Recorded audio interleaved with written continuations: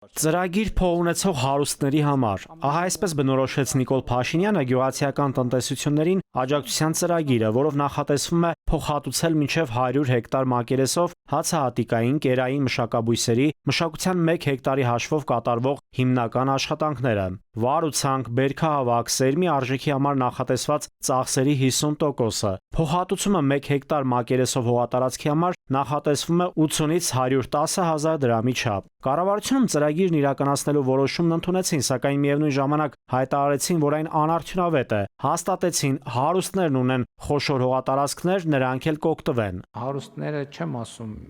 մանը Բիլ Գեյթսը, բայց տեղական մասշտաբով հարուստները կօգտվեն։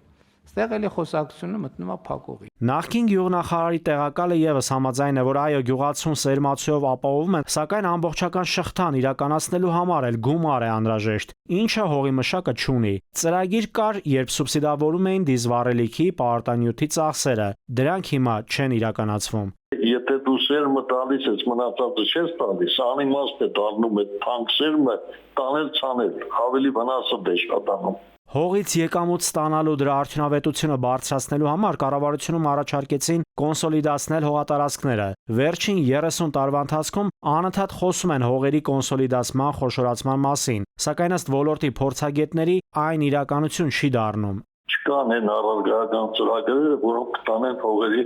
կոնսոլիդացման։ Մի բա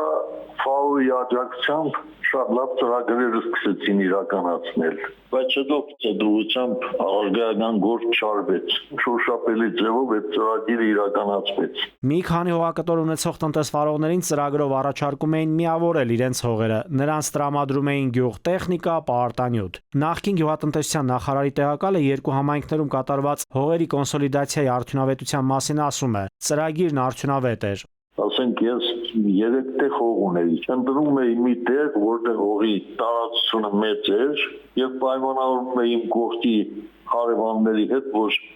իրենց հողը փոխում էի իմ ուրիշ տեղ գտնվող հողի հետ, այսպես գտնում էին շփող տարածքներ եւ կարողանում էին համաձայնության գալ, ովքեր որ կոնսոլիդացնում էին իրենց հողերը։ Շահագրգռվածություն էր ստեղծում եւ հատի գործը առաջ գնաց։ Բայց հետո էլ դադարեց ու այսպես շոշափելի բան չի արվում։ Սկսեցին թմկահարել կոոպերացիայի ձևավորումը կոոպերատիվներ, բայց ցավոք սրտի էլ օգուտ չտվեց, որովհետեւ մեր ժողովուրդը չի սիրում միավորված աշխատել։ Ընդհանրապես հողերի կոնսոլիդացման ծրագիրը սկսվել է դեռ 2 տարի առաջ։ Ծրագրից օգտվելու փոխհատուցման պայմանագիր կնքելու համար շահառուն մինչև հողերի գման եւ միավորման աշխատանքներ սկսելը պետք է դիմի էկոնոմիկայի նախարարություն։ Միավորված կոնսոլիդացված հողամասի հանրագումարային մակերեսը պետք է առնվազն 5 հեկտար լինի, ընդ որում փոխհատուցումը ոչ ավելի քան 200 հեկտար է։ Էկոնոմիկայի նախարարությունից հայտնեցին, որ այս պահին շահառուներ կան Կոտայքի, Լոռու եւ Արագածոտնի մարզերից։ Նաիրի Մուրադյան, ժամը լրատվական։